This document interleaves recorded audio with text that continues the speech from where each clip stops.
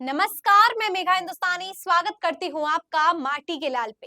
एक साक्षात्कार में खुद का इंटरव्यू देते देते कंगना रनौत बुरी तरीके से फंस गई और खुद का ही मजाक बनवा लिया। तो क्या पूरी खबर है आपको बताएंगे, लेकिन सबसे पहले मैं आपको बता दूं कि कंगना रनौत इन दिनों काफी सुर्खियों में आ रही है। जाहिर तौर पर सांसद नवनिर्वाचित हुई है, जनता ने उन्हें गद्दी दी है, सांसद बनाया है मंडी की, तो बिल्कुल चर्चा तो होनी है। लेकिन अपने विवादित बयानों को लेकर वो ज्यादा सुर्खियां बटोरी है। आपको पता होगा कि कंगना रनौत ने हाल फिलहाल में राहुल गांधी के लिए आपत्तिजनक शब्दों का इस्तेमाल किया था, जिसकी वजह से उनके खिलाफ हनुमंत रॉय नाम के एक सीनियर कांग्रेस लीडर ने एफआईआर भी दर्ज किया। अब कंगना रनौत ने किसान आंदोलन को लेकर बात कही, जिसका दुष्परिणाम ये निकला कि जेपी नड्डा ने उनसे मुलाकात की और किसान आंदोलन या किसी भी संवेदनशील मुद्दे पर टीका टिप्पणी करने से बचने की सलाह दी और हिदायत नसीहत भी दे डाली। बावजूद इसके कंगना रनौत रुकती नहीं है और अब जातिगत जनगणना को लेकर बयान देती है कि देश में जातिगत जनगणना नहीं होनी चाहिए।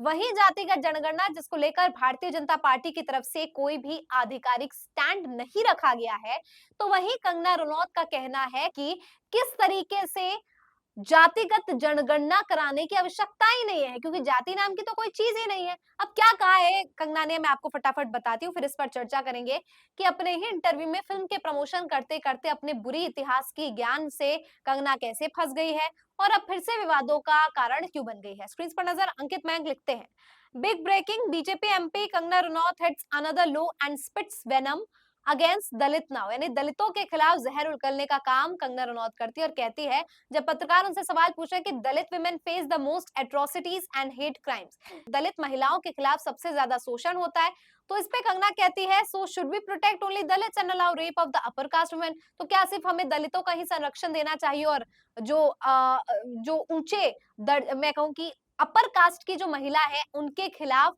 जिस तरीके के अपराध होते हैं वो होने देना चाहिए। मतलब कितनी बेतुकी बात है कि अगर दलितों के संरक्षण, दलितों के शोषण पर सवाल पूछा जा रहा है, तो इस पे कंगना ये जवाब देने की बजाय कि हाँ, पिछड़े वर्गों के साथ शोषण होता है, लेकिन सिर्फ पिछड़ों के साथ नहीं, अगड़ों के साथ भी होता है, या कुछ ऐसा स्टेटमेंट वो दे सकती थी डिफेंस में। लेकिन उन्होंने क्या कहा, क्या हमें सिर्फ दलितों का संरक्षण करना चाहिए, अपर कास्ट की महिलाओं को रेप करने के लिए छोड़ देना चाहिए कि उनका रेप होते रहे। मतलब समझ सकते हैं आपकी किस तरीके की बयानबाजी, एक तो विवादित भी है, दूसरा जीरो आईक्यू वाली है। क्यों?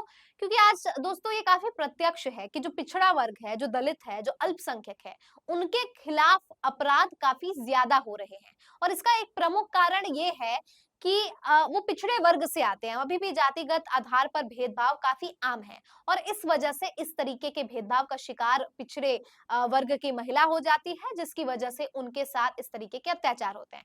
अब आपको याद होगा कि कुछ दिन पहले ही खबर आई थी उत्तर प्रदेश से, 2 महिलाओं को टांग दिया गया था पेड़ पर और उनकी जो लाश है वो ऐसे ही छोड़ दी गई थी। अब वो क्या कह रहे थे लोग कि आत्महत्या किया, लेकिन आत्महत्या जैसी बात थी नहीं, बल्कि उन्होंने खुद मतलब उनके खिलाफ कोई साजिश रची गई थी। अब क्या मामला है पूरा हमें पता नहीं है, मतलब पूरी साफ तौर पर अभी बात सामने आई नहीं है। लेकिन इन चीज़ों से एक बात तो स्पष्ट है कि कैसे दलित युवतियों के खिलाफ इस तरीके की चीज़ें काफ़ी आम हो जाती है।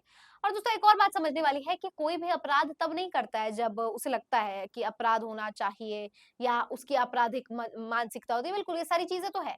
अपराध देश में या कहीं भी इसीलिए पनपते हैं क्योंकि व्यक्ति को लगता है कि वो कर सकता है।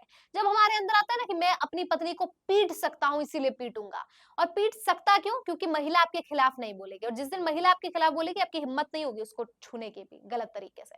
तो यही होता है कि जब आप लगता है कि पिछड़े वर्गों के खिलाफ चीजें हो सकती है, इसीलिए दलित के साथ, महिलाओं के साथ इस तरीके का शोषण देखने को मिलता है। लेकिन कंगना जैसी अभिनेत्री जिन्होंने विमेन एम्पावरमेंट पे इतनी मूवीज की है, वो इस तरीके के बयान दे रही है और फिर इनसे संबंधित अगर किसान आंदोलन से संबंधित कोई गलत बयानबाजी आ जाती है, तो इनको बिल्कुल जो है ये रेप थ्रेट बता देते हैं और क्या-क्या बोल देते हैं। लेकिन जब ये कह रही हैं कि क्या हमें अपर कास्ट वुमेन को छोड़ देना चाहिए इसी उन्हीं के हाल पे, तो ये थोड़ा बहुत ज़्यादा कंट्रोवर्शियल हो जाता है।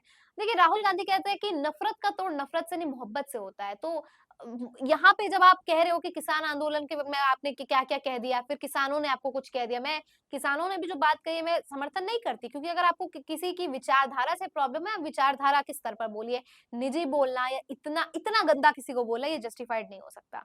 तो कंगना को सोचना चाहिए कि क्या बोल रही हैं, और अगर इस तरीके की बोल रही है तो फिर सुनने की भी आदत डाल लीजिए, क्योंकि सामने वाला भी इस तरीके से और बुरा बोलेगा ही। तो इसको लेकर दोस्तों एक और खबर है सुप्रिया श्रीनेत की। सुप्रिया लिखती हैं, आज फिर बीजेपी एमपी कंगना ने कहा है कि जातिगत जनगणना बिल्कुल नहीं होनी चाहिए, करनी ही क्यों है? क्यों पता करनी है जाति? मेरे आसपास जाति जैसा तो कुछ है ही नहीं। मैडम आप ठहरी सवर्ण, अमीर, स्टार, सांसद, आप क्यों जाने और क्या कैसे जाने एक दलित, पिछड़ा, आदिवासी या गरीब जनरल कास्ट की क्या हालत है? पूरा वक्तव्य जरूर सुनिएगा, और अब तो मोदी जी चुप्पी तोड़ दीजिए, क्योंकि हमें तो अभी आपके घटक दल और जेडीयू और एलपीजी चिराग पासवान, तो आपका स्टैंड बताइए, क्योंकि जेडीयू और एलजेपी की अगर मैं बात करूं चिराग पासवान की, तो वो जातिगत जनगणना का समर्थन कर रहे हैं, और वही कंगना कह रही है कि नहीं होना चाहिए। आधिकारिक तौर पर बीजेपी का कोई स्टैंड नहीं है, तो इससे क्या समझा जाए? पार्टी कुछ और कह रही है, पार्टी के सांसद कुछ और कह रहे हैं, घटक दल के नेता कुछ और कह रहे हैं, तो एक सहमति क्यों नहीं बन रही? खैर अब बताते हैं कि कंगना का ज्ञान कितना अद्भुत है। कंगना कहती है कि पहले दलित राष्ट्रपति जो है वो रामनाथ कोविंद है, जबकि सुप्रिया श्रीनेत बताती है कि पहले दलित राष्ट्रपति आर के नारायण जी है, और दूसरे दलित राष्ट्रपति जो है यहाँ पर रामनाथ कोविंद है। अब कहा गया ये राम कोविंद जी की जानकारी नहीं थी, आज सांसद महोदय के सौजन्य से मिली है। बात पूरी सौरभ द्विवेदी से की गई है ललन टॉप के इंटरव्यू में, तो ये पूरा का पूरा मामला है जिसमें कंगना ने अपनी फिर से जो है मजाक बनाने का काम किया है। तो क्या लगता है दोस्तों, लगातार कंगना विवादों में घिरी हुई है, और विवादों में घिरी नहीं है बल्कि वो अपने आप को घिरवा रही है। वो चाह रही है कि उनकी मूवी का प्रमोशन हो जाए, पीआर हो जाए, और थोड़ा बहुत जो है उनको पब्लिसिटी भी मिल जाए। तो इस वजह से क्या आपको लगता है कि अपनी पार्टी की छवि धूमिल करना, आप खैर इस पार्टी की तो कोई छवि है ही नहीं, बट फिर भी अगर आप इस तरीके की बयान कर रहे हो, आपको नोटिस तलब दिया जाता है, आपको नसीहत दी जाती है, बाकायदा एक प्रेस नोट निकलता है, तो इस तरीके से और कितनी बेइज्जती करवाएंगे आप कंगना? कमेंट में बताइए दोस्तों आपकी क्या राय है इस पूरी खबर पर। फिलहाल मुझे दीजिए इजाजत और देखते रहिए माटी के लाल। धन्यवाद।